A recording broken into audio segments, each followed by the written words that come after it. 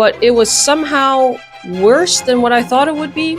This thing only has about 2 hours of battery life, which is this definitely not PLA digital night vision monocular. Thanks to you lovely viewers at home, I was able to trick SHOT Show into letting me in this year, which was cool up to the point where you realize most SHOT Show goers have never touched a bar of soap in their life. Not only do they smell bad, but because of them, I've been sick for the past week. I definitely got a lot of dirty looks from boomers, but that's just to be expected. I'm like the most unserious person they've probably ever met. But besides that, let's talk about what I thought was like cool or funny about the show. You know, you guys are here for the products. Shout out to Anton. Putting it back like this is downright diabolical. Holy fuck. There we go.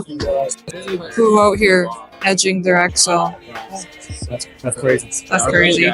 As is tradition this point, Holosun absolutely cooked at their booth this year, and their booth was swarmed at every fucking hour of the show.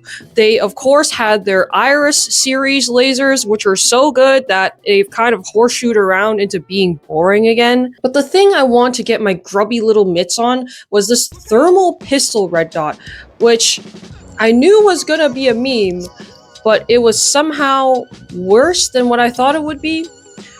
Hold on. Let me just say for a second. When using this thing, it only feels like you get about like a 3/4 inch box in the middle where you can actually see the thermal image.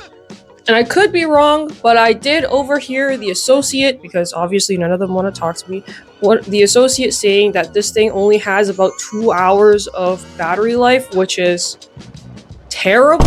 Not only that, but it also screws up your light discipline if you care about that. Just think of how much area you would have to scan with your pistol just to see your entire field of view. To me, in my opinion, a pistol is something you would pull out in two scenarios. One, self-defense, and two, home defense.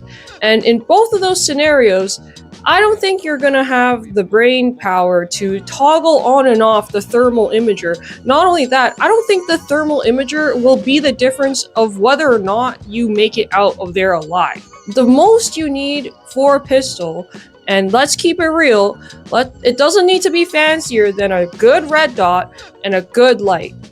That's it. It is a gimmick. If you want one, by all means, get one, but I just don't think it really makes sense. And you might be saying, oh, but what if I put on a rifle? Well, it makes even less sense for a rifle, because with a rifle, you're usually engaging longer distances, and this tiny little thermal imager is not going to help you, you know, engage those distances. You may as well get a purpose-built thermal scope or a Cody or something head-mounted. I like that they are innovating. Don't get me wrong. I love Horosun.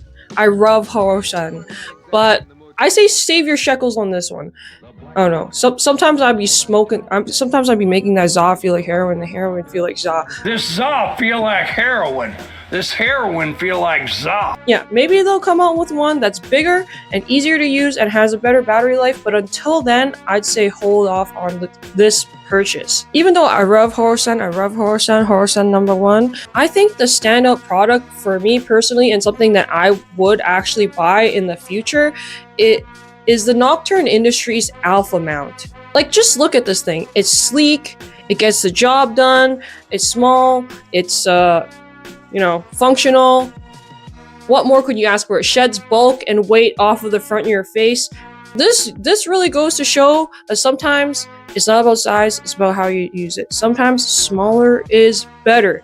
Thank you, Nocturn. And the best part is, the cool glads at Nocturn let me put this thing on my IKEA bucket hat. So over at Steiner, they had this laser tucked into the corner, and I know it's called the Atlas, but from now on, it will be called the Hot Pocket, especially the tan version.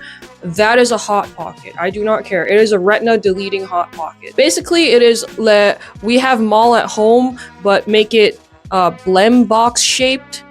If you don't get why it's called a blem box, because blems your nods. The 3 buttons probably means that it's 3 times the amount of fun, but it also means that it's probably going to cost you 3 big ones. And by big ones, I mean 3 racks. And by 3 racks, I mean $3,000 is the current rumored price for this Hot Pocket.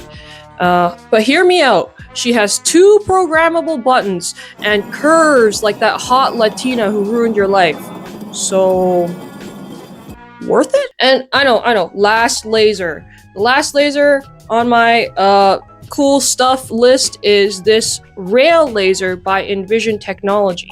It's a MFAL, which means I am too poor to touch it. It's everything that you would want in a laser, but there is no civilian version available, so who am I kidding? Why am I even looking at this? I don't even know why the sales associate handed it to me. So 0 out of 10, I'm definitely not salty.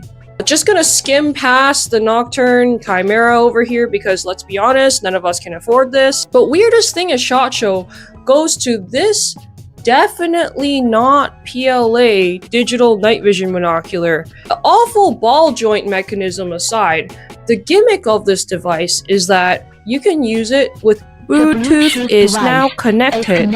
You can use it wirelessly with this little camera thing over here, which is pretty cool if you want to like mount this to a drone or mount this to a gun so you can like see and shoot behind corners and be all like high tech like that.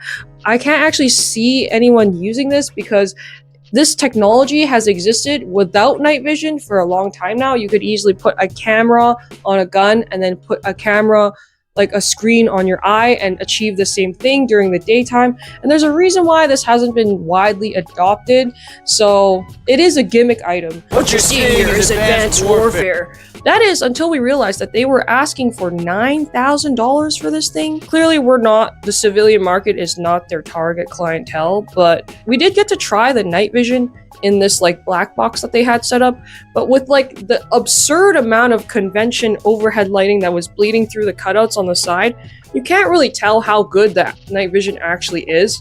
Even so, it's cool to see kind of technology in this vein, even though it's kind of goofy and I wouldn't see myself ever using this shit, but again, I'm not their target audience, so what am I even saying? The rest of the night vision and thermal offerings at the show were pretty like standard fare, pretty much stuff we've seen before. There's this like new external battery modification for PVS 14s and other steel industry binos. Yeah, I'll probably end up getting one just because I'm a punished dual band user and anything to shed a couple grams off the front of my face will help. Overall, I think Brass Facts said it correctly when he said that SHOT Show is type 3 fun, which, and I quote, means an activity that is unpleasant while happening and unpleasant to reminisce about. I did somehow make enough friends to make it into the cry party and the other pool after party, which was super cool because I ended up meeting a lot of cool people. And I forced Brass Facts to play musket dodgeball with us, which was a blast. We lost. And you gotta make sure we keep reminding him that we lost, so next year, we win! And after the cry party, I caught shot flu, which is the infamous SHOT Show flu, which goes around every year, and I missed 2 out of 4 days of SHOT Show. That's great.